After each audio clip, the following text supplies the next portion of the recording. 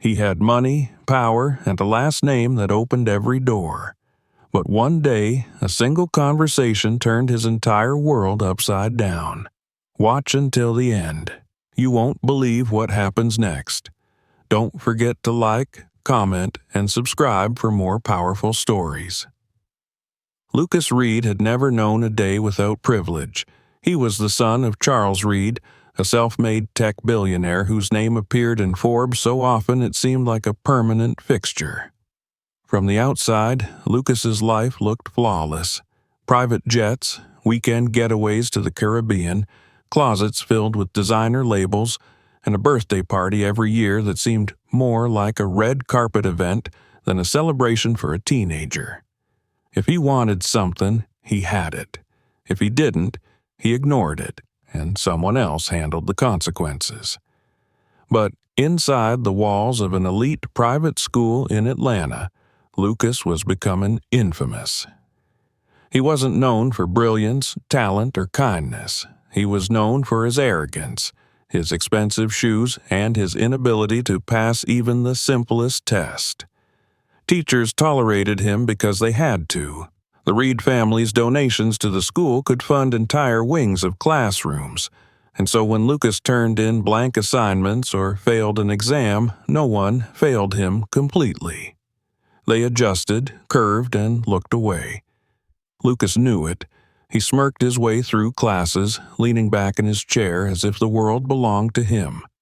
When the school counselor once pulled him into her office, warning him about his academic future, Lucas had laughed.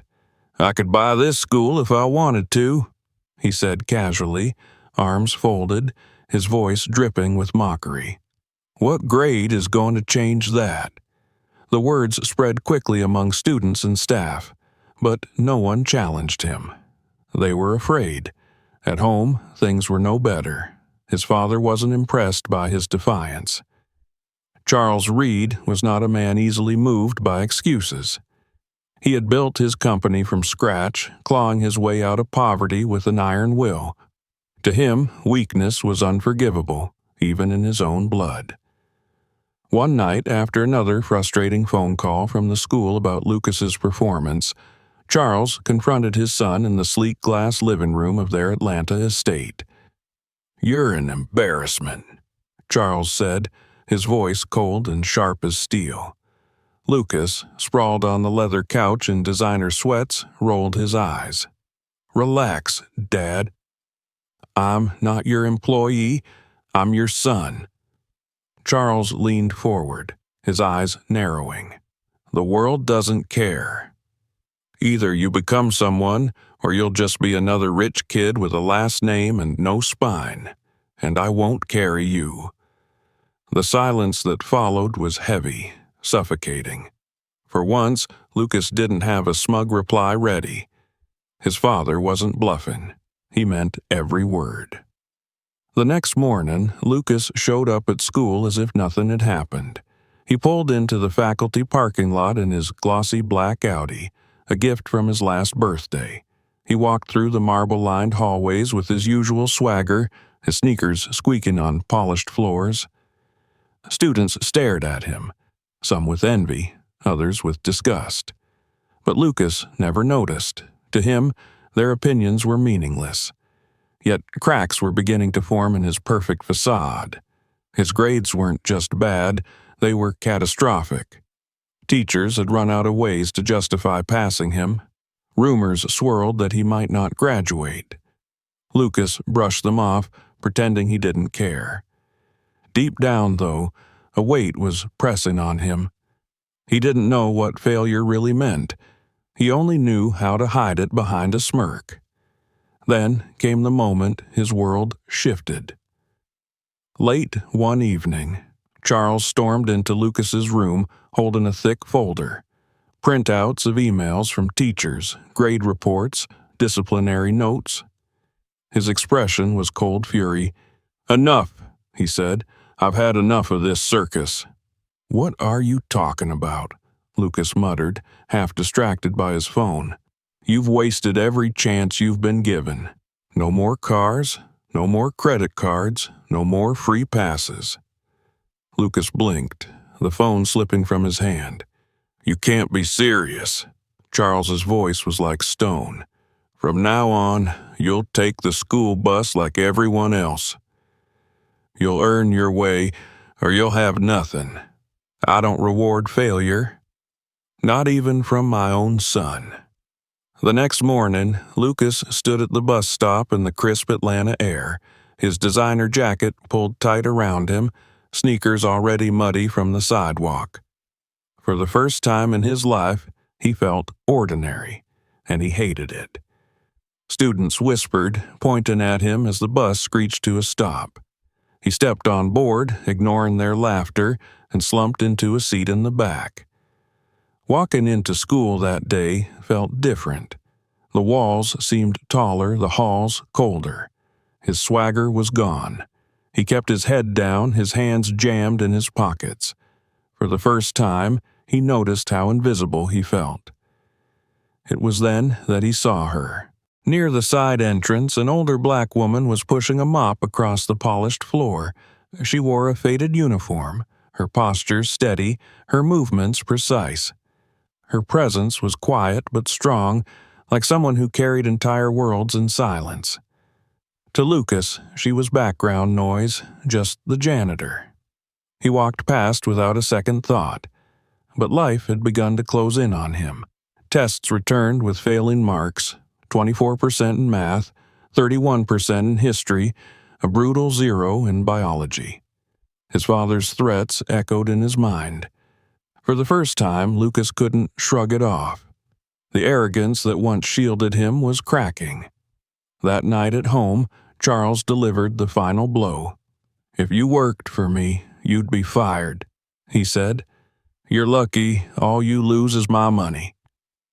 Lucas said nothing. He sat there, staring at the floor, realizing for the first time that his father might actually cut him off completely. The golden cage he had lived in his entire life was starting to collapse around him. And somewhere in the quiet hallways of his school, the woman with the mop was waiting.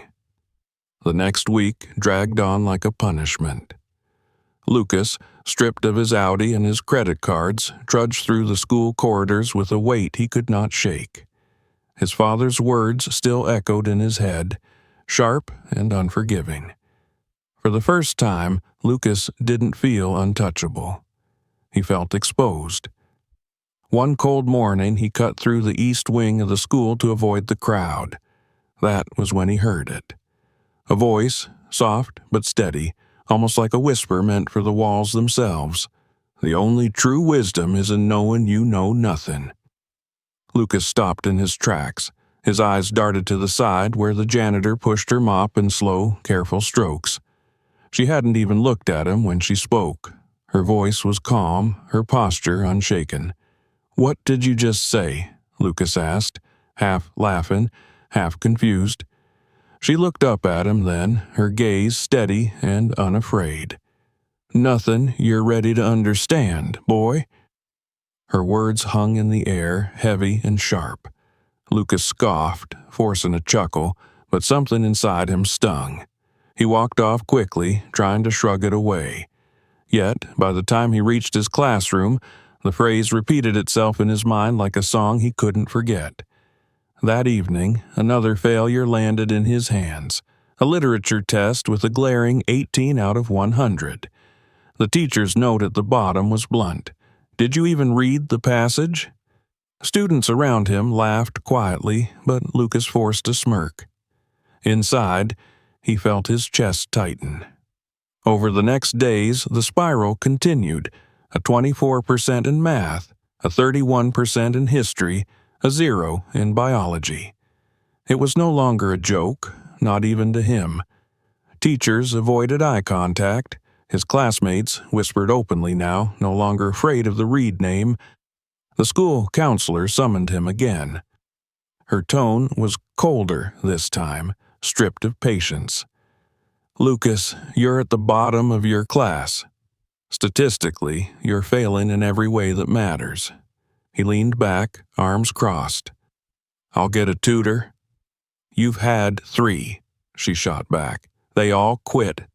The words silenced him. For once, Lucas had no clever comeback. He left her office in a haze, ducking out through the back exit to avoid the stairs. And there she was again, the janitor, wiping a soda spill near the cafeteria. She noticed him, offered a polite nod, and continued working. Lucas hesitated, then walked toward her. "You said something the other day," he started, "about Socrates." Her eyes lifted slowly to his, unreadable. "You remember it?" "Yeah, I mean, it stuck with me." He shifted uncomfortably. "Kind of weird for a janitor to be quoting philosophers." She set the mop aside and crossed her arms. "What's weirder is a boy with the whole world at his feet who can't pass a reading test." The words hit him like a slap. He bit the inside of his cheek, suddenly ashamed. "You used to be a teacher, didn't you?" "Not just philosophy," she said after a pause. "I taught a lot of things. Before life threw me off balance. There was no bitterness in her tone, no shame, just truth." Lucas swallowed hard. The arrogance that once wrapped around him felt useless now. "Teach me then," he said, almost whispering. "Help me. Please." She studied him carefully, her expression unreadable. Finally, she spoke. "One condition. You leave your name and your pride at the door. You start from zero." From the floor, Lucas exhaled, his shoulders sinking. "Fine. I can't keep failing."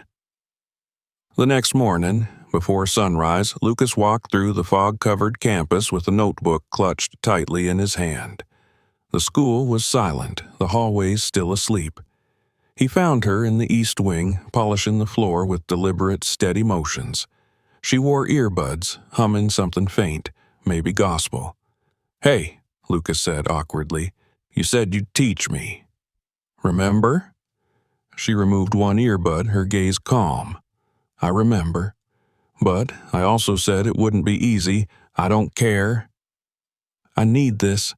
She nodded once. "Then let's begin. But first, my name. You should know it before anything else." Lucas straightened. "Please."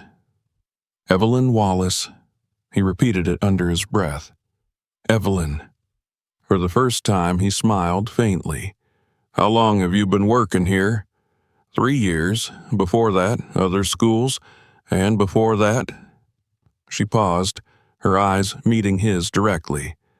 "I was a college professor." "English literature and philosophy." Lucas's eyes widened. "Why would you leave that for this?" Evelyn folded her rag carefully, her voice steady. "Sometimes life takes everything you thought belonged to you and leaves you with nothing but what you know. And I still know how to teach." He nodded, overwhelmed. For the first time in his life, he saw strength without wealth, authority without a title. "So where do we start?" he asked quietly. "I tried reading last night, but I don't even know where to begin." "That's the first truth," Evelyn said. "Pride fools you into believing you already know. But when you admit you don't, that's when learning begins." "I can read?" Lucas muttered defensively. "I didn't say you couldn't." "But I'm not talking about reading words. I'm talking about reading between the lines." She handed him a battered notebook. "Every morning before class, you meet me here. 1 hour. And every evening, after I finish my shift, you sit and write. Not for grades, not for me. For you. What you learned. What you felt. What you understood. No lies. No performance. Just honesty." Lucas opened the notebook. Its blank pages stared back at him, an invitation and a challenge. His throat tightened. "What if I fail again?" he asked softly. Evelyn's voice was calm, certain. "Then you're finally doing it right." For the first time in his life, Lucas didn't feel mocked. He felt seen. And so, in the quiet corners of a school that had always treated him like a name rather than a person, the real lessons began. The first morning after their deal, Lucas arrived 10 minutes early. The east wing was still dim, the exit signs glowing like small red moons against the quiet. He found Evelyn already there, sleeves rolled, a mop standing like a staff beside her, the battered notebook he now recognized as her favorite lesson plan balanced on a rolling cart. She didn't greet him with praise for being early. She simply nodded at a chair she had dragged beside the supply closet. "Open your notebook," she said. "Today you'll read the first page out loud." Lucas stared at the blank sheet. His pulse quickened. "There's nothing there." "Then read the truth," Evelyn replied. "Start with the sentence you're most afraid to write." He swallowed. The pen trembled in his fingers. "I don't know how to learn without pretending I already know." He wrote it down, and then, when she gestured, he read it in a low voice that sounded foreign in the empty hall. Evelyn did not soften. She asked, "Where did that pretending come from?" "My last name," he said, "and the way teachers looked at me. Like I was trouble or a donation good. That's the first honest line you've given me." She tapped the page. "Now we can build." Their rhythm formed quickly, quiet, relentless, private. At dawn, they read paragraphs, not entire chapters, pausing after every few sentences for Evelyn's questions that came like turnstiles. What is the author saying? What is the author not saying? What is the author unable to admit? What did you feel the change inside your chest as you read? When Lucas reached for summaries, she steered him back to the sentence. When he reached for conclusions, she asked him to show his work. On the page, not in your attitude. Her red pen marked his margins with arrows and verbs. Name it. Cut this. Say the harder thing. Where's the proof? Show me the wound, not the bandage. In class, something small but undeniable shifted. Lucas didn't lean back anymore. He leaned in. He caught himself taking notes, actual notes, not doodles disguised as participation. During U.S. history, the teacher paused at a slide about Reconstruction. Lucas raised his hand. He had never raised his hand in that room. "May I ask a question about the language here?" he said. His voice carried farther than he expected. "It says freedmen were given the right to vote. That phrasing makes it sound like a gift. Whose perspective is that?" The classroom went very still. The teacher blinked, then nodded slowly. "That's a fair point. Perhaps we're barred from and then fought to secure would be more accurate." Lucas wrote down the revision. He didn't glance around for approval. He barely noticed a few heads turning. It wasn't a performance. It felt like oxygen. Every afternoon, after Evelyn finished swabbing the last classroom, they reconvened in the old library, a neglected space with high windows that held light even on gray days. Dust motes drifted between the stacks like sleepy snow. Evelyn would set a timer for 45 minutes and say, "Write it wrong first." Lucas learned to dump the messy truth out of his head, and only then begin the work of shaping it.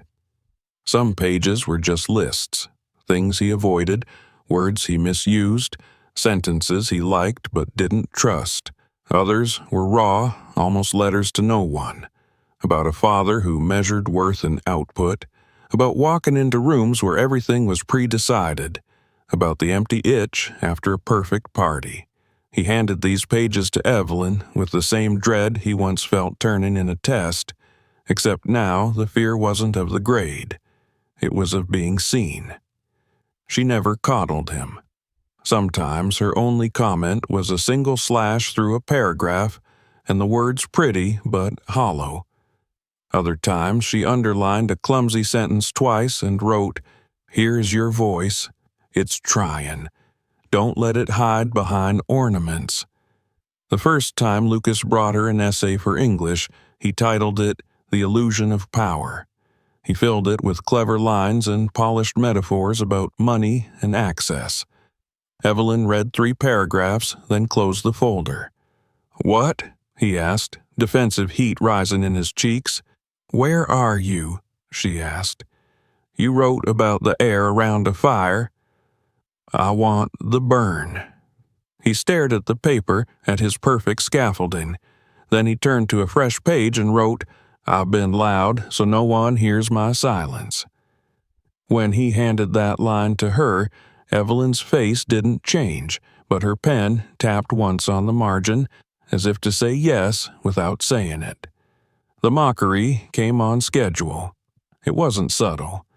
In the cafeteria, Josh Madden, the star running back with a laugh as big as his shoulders, walked past Lucas's table and lifted his phone like a microphone.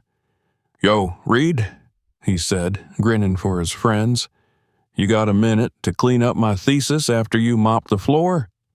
The table erupted. Lucas felt heat rush up his neck. The old instinct told him to crack back, to humiliate him louder. He pushed his tray away and stood, ready to swing words like a bat. Evelyn appeared behind him so quietly it seemed like she'd grown out of the tile. She placed a hand on his shoulder, her voice low enough for only him to hear. "Don't measure depth with a shallow ruler." Lucas exhaled. He sat back down. The laughter thinned, confused by his refusal to perform. Josh shrugged, collected his audience, and moved on. Later, when Lucas wrote that scene down in his notebook, he described the smallness after the big noise, the way silence, when chosen, can feel like a kind of victory. Days bled into weeks, and the library grew less empty. The first to appear was Priya Kapoor from his biology class, clutching a crumpled draft of a lab report and asking, sheepish, if any of that reading-between-lines stuff could help with science writing. Evelyn didn't flinch. "Clarity is a moral choice," she told Priya. "Sit." 2 days later, a junior named Mateo slid into a chair with a college essay that read like a resume. Evelyn pushed it back and said, "Tell me about the day you almost quit the team and didn't." Soon, there were 5 chairs, then 6, then a small circle that shifted depending on who had last period free or a late practice. Evelyn never advertised. Word just traveled, student to student, like a rumor that something alive was happening where no one expected it. Lucas watched this with a mixture of pride and humility he didn't have language for yet. It felt like building without blueprints, a structure rising out of questions, held together by attention. He noticed that Evelyn never allowed anyone to treat her like a secret savior. When a student tried to praise her instead of revising, she redirected the spotlight. "Compliments won't fix your verbs. Do the work." At home, Lucas found that he could sit with discomfort a few minutes longer than before. When Charles's texts popped up, short, managerial, impatient, Lucas didn't scramble to compose a perfect reply or hide behind sarcasm. Sometimes he didn't reply at all, choosing instead to write down what he would have said if the space between them weren't a minefield. These drafts, too, he showed to Evelyn. She circled the places where anger blurred his meaning and wrote, "Anger is a highlighter. Use it to illuminate, not to black out." In English class, the teacher assigned Baldwin. Lucas read the essay slowly, pencil in hand, hearing Evelyn's prompts in his head. He wrote in the margins, "Where do I recognize this? Where do I resist it?" When discussion started, he didn't posture. He asked, "What happens to a person who is always looked at but rarely seen?" The room tilted toward the question. It was not the kind of thing he used to say. It was not a performance. It was a doorway. Not every day felt like progress. Some mornings the words fought back. Lucas would sit in the library, staring at a sentence that refused to sharpen, feeling the old panic return. I'm not built for this.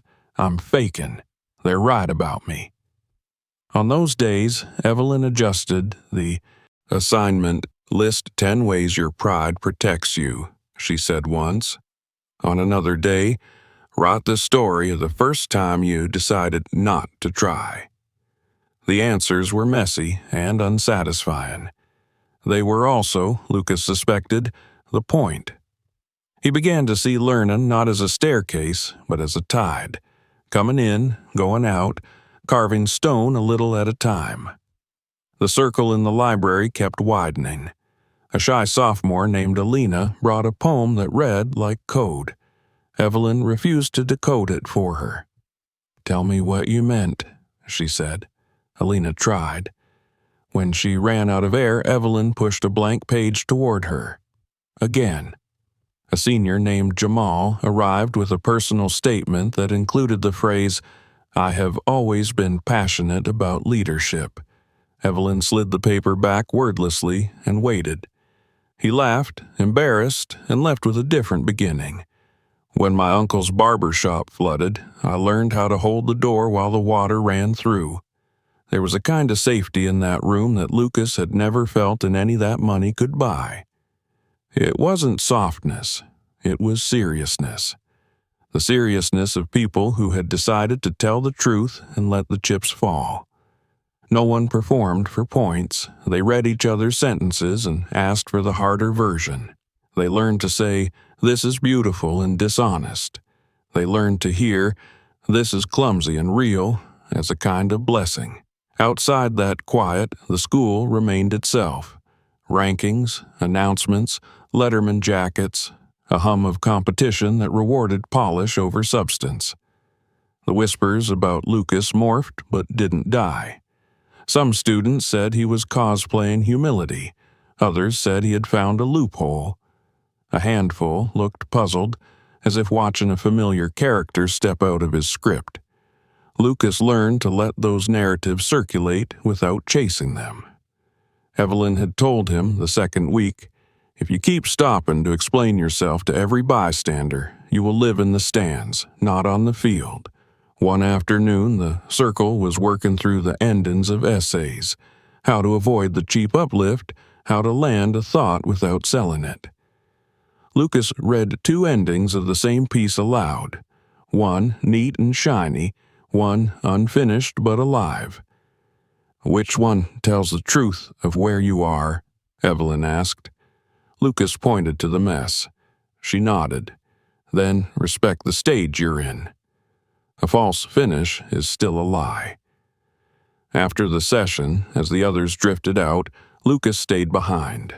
The room smelled faintly of old paper and pine sol, a combination he had come to associate with possibility.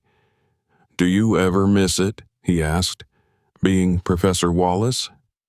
Evelyn's eyes moved to the high windows. "Names are tools," she said. "Some days I miss the reach. Not because of prestige, but because of the number of students I could touch at once. But reach is not the same as impact." She gestured to the circle of chairs. "Impact can happen here."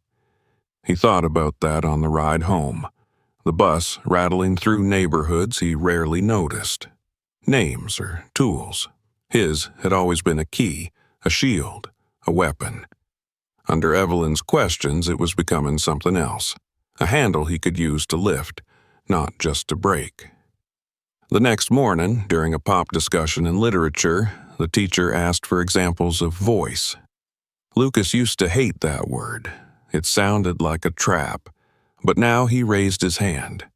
"Voice is what happens when you stop writing what you think smart people want to hear and start writing the thing you're scared you'll be punished for saying."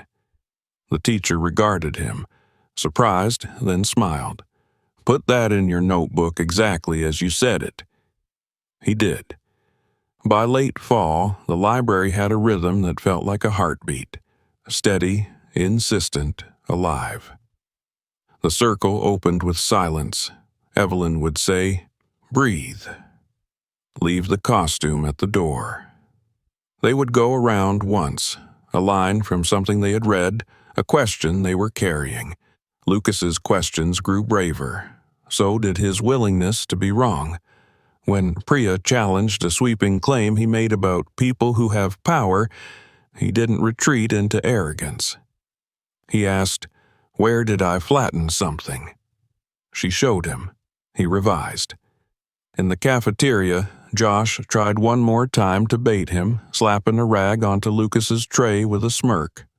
"Heard you're interning in custodial arts?" Lucas looked at the rag, then at Josh, and said, plain as a fact, "I'm learning how to work." He handed the rag back. The line didn't go viral. It wasn't built for that. It was built for Lucas. What surprised him most was not the improvement. Though his assignments sharpened, his paragraphs learned to carry weight, and his teachers began to write comments he actually read. What surprised him was the change in what he noticed. He saw the quiet girl who always picked the seat by the wall and brought 2 sandwiches, one wrapped in foil for later. He noticed the custodian in the morning who never made eye contact because no one had taught the building to look at him. He noticed that the security guard greeted certain students by name and others by scan. He noticed the way his classmates' faces softened when someone asked them a real question and waited for the answer. "Once you learn to see," Evelyn told the circle one evening, "you can't unknow it."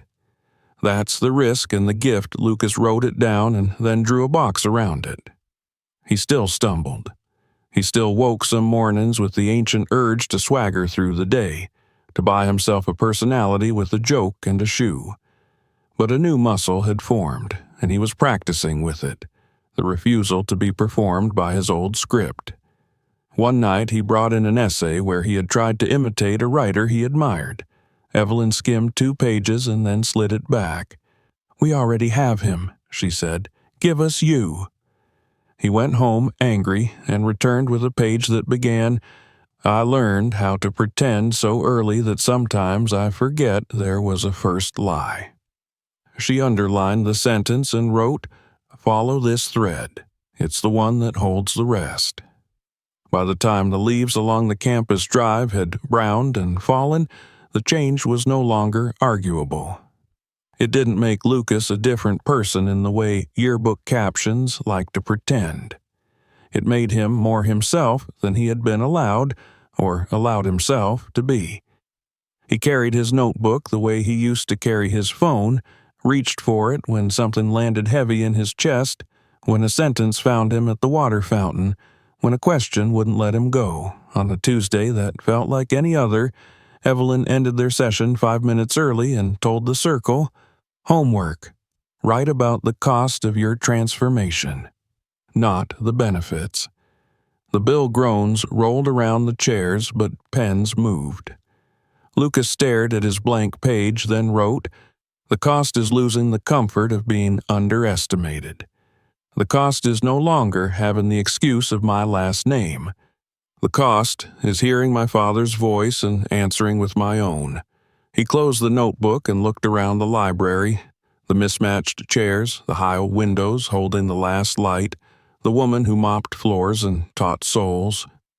For the first time, he felt a tug he recognized as gratitude, unvarnished and unsophisticated. He didn't say it out loud.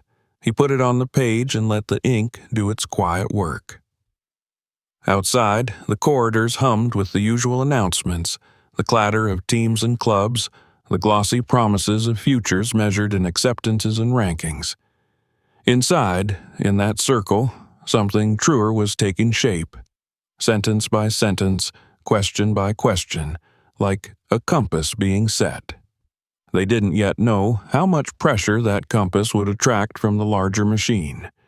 They only knew it pointed somewhere worth walking. Lucas packed his notebook, nodded to Evelyn, and stepped into the hall. The floor gleamed behind her. Ahead the day waited, unchanged and newly visible. By winter, the secret library sessions had become the heartbeat of Lucas's days. The circle of chairs grew steadily. Priya, Mateo, Alina, Jamal, and others joined, each bringing drafts filled with fear, hope, or pretense that Evelyn methodically peeled away. Lucas had stopped pretending to be untouchable. He no longer walked through the halls with swagger. He walked with purpose, clutching his notebook like it carried air. But systems are designed to notice what doesn't fit. And Evelyn Wallace no longer fit. It started with a summons to the office. The assistant principal sat across from her with a corporate smile and folded hands. "Miss Wallace, there have been concerns," she said, her voice polished but firm.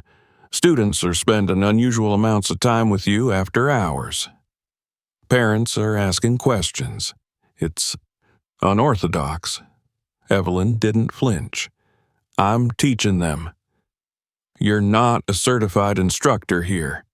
It's not in your job description." Evelyn's reply was simple. "Neither is saving a life, but I'd do that anyway." The assistant principal hesitated, then pressed on. "You need to stop." Effective immediately, Evelyn walked out without arguing. Her back was straight, her pace unhurried, but she knew what was coming. Lucas found her that evening, alone in the library, wiping down a table as if nothing had happened. "They told you to stop, didn't they?" he asked. "Yes." "That's insane. You're the only one actually helping. That's what systems do," she said, her voice steady but not unkind. "They don't attack what's broken. They attack what's working." Lucas clenched his fists. "Then I'll tell my dad. I'll go to the board. I'll go public if I have to." "Not yet." Evelyn placed a firm hand on his shoulder. "If you speak now, it will be dismissed as your father's money talking. You need to build your own voice, one strong enough to stand without his name." Her words burned because they were true. Lucas nodded, though anger simmered under his skin. The following week, the hammer fell. Evelyn was gone. Fired early in the morning, escorted out by security. No chance to pack her things, no chance to say goodbye. Her mop, her bucket, her coat, vanished. Lucas walked the hallways in a daze. The library felt like a tomb. The notebook in his hands was heavier than ever. His grades began to slip again, not from ignorance but from emptiness. Without her questions, without her sharp red pen, the fire dimmed. At home, Charles Reed remained as unyielding as ever. One evening in the garage, Lucas approached him with an essay clutched tightly in his hand.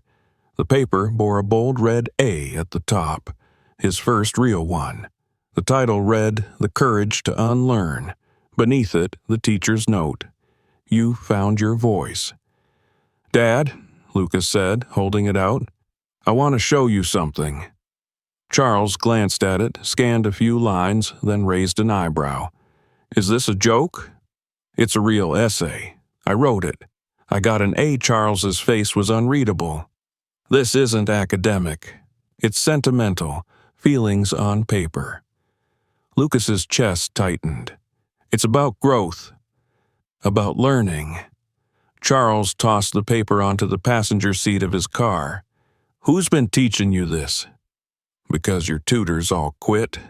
Lucas hesitated, then said it clearly. "Evelyn Wallace, the janitor." For a moment, Charles was silent. Then his voice dropped to a venomous whisper. "You're telling me you've been learning from someone who mops floors?" "She was a professor," Lucas shot back. "She taught me more than any overpriced tutor ever did." "She's a failure now," Charles snapped, "and you're embarrassing this family by wasting time with her." Lucas's fists clenched at his sides. "She sees me." "You never did." Charles stepped closer, his eyes burning. "If you don't cut this off, you lose everything.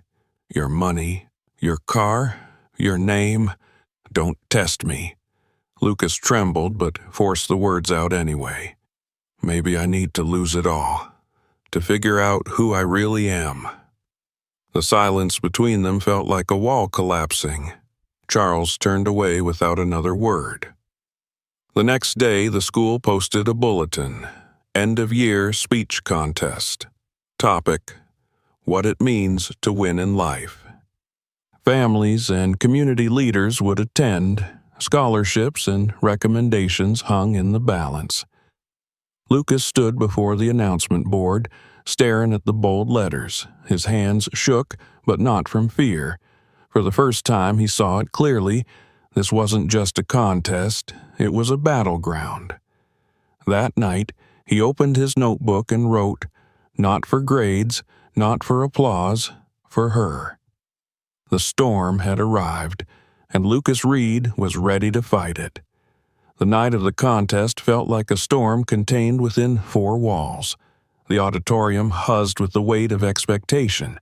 Parents in tailored coats, teachers stiff in the front row, students clutching note cards with rehearsed lines. College scouts leaned against the back wall with clipboards ready. For most, this was a performance. For Lucas, it was war. Behind the curtain, he stood in plain dark jeans and a navy shirt. No designer labels, no flashy shoes. His heart pounded in his chest, but his grip on the notebook was steady. He could almost hear Evelyn's voice. Leave your pride at the door. Speak the truth. When his name was called, a hush fell over the room. Lucas stepped onto the stage. He looked across the sea of faces, some expectant, some skeptical, many already convinced they knew who he was. He took a breath. "My name is Lucas Reed," he began, his voice steady. "Some of you know me as the kid who wasted a golden ticket, the one who failed every test, who mocked teachers, who thought his last name was enough. People say I had everything, but I didn't have the one thing that mattered." The silence deepened. Every eye was on him. "I didn't have someone who believed in me."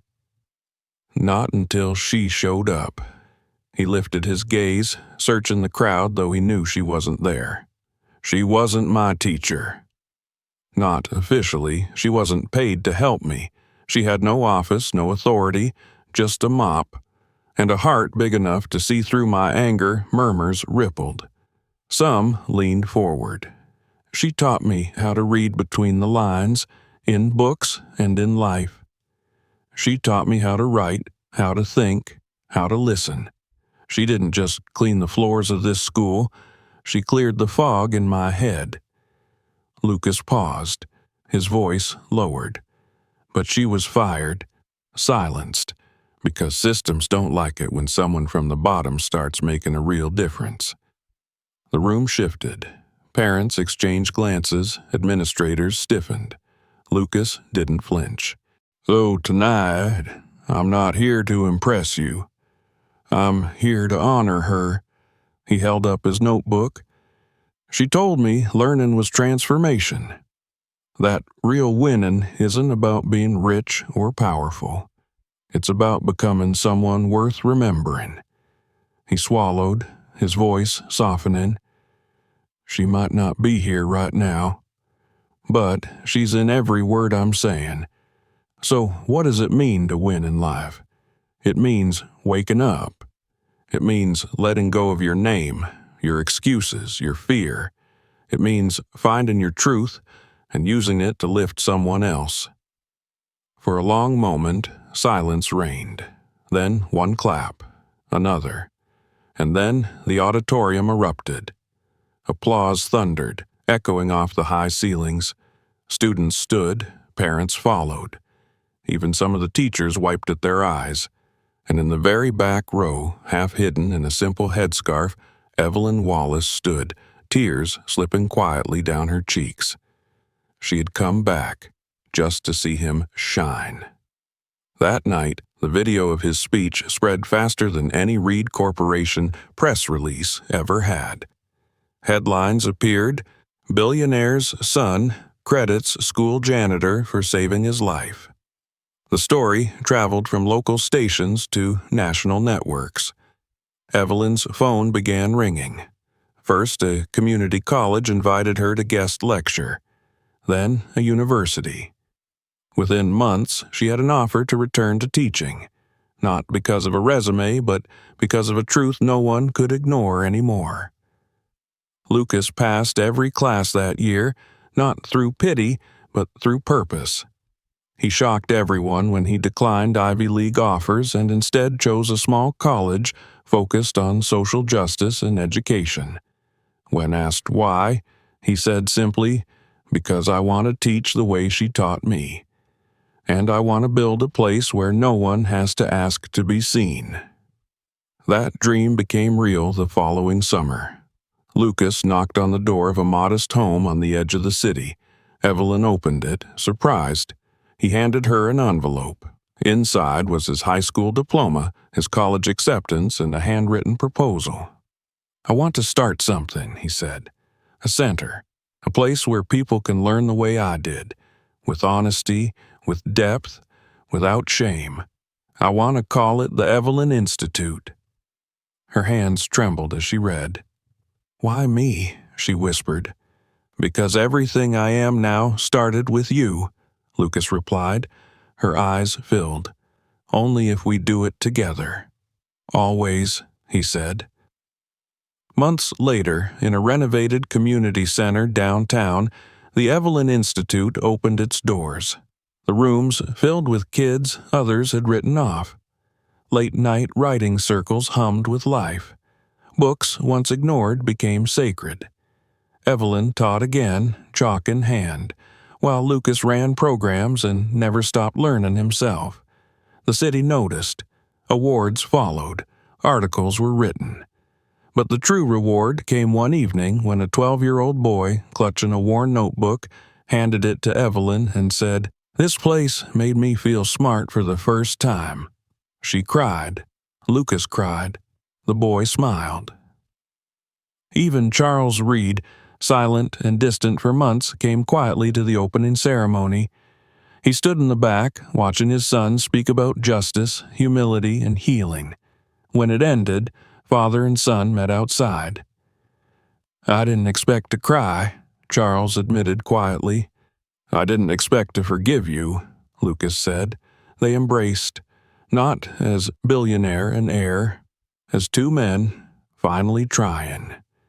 Years passed, and the Institute grew into a movement. One evening, Lucas stood on stage to accept a National Education Award. He looked into the camera lights, into the crowd, and spoke slowly. "They said I failed everything, until I learned one thing. Greatness doesn't come from being seen. It comes from seeing others. And sometimes the person who changes your life isn't in a suit. They're holding a mop, quoting philosophers when no one is listening. Her name is Evelyn Wallace. She didn't just save my grades, she saved my soul." The room rose in applause. Evelyn, seated in the front row, smiled through her tears. Lucas smiled back. He wasn't just a Reed anymore. He was himself. His life was never the same again. What do you think about this story? Share your thoughts in the comments and don't forget to like and subscribe so you never miss the next one.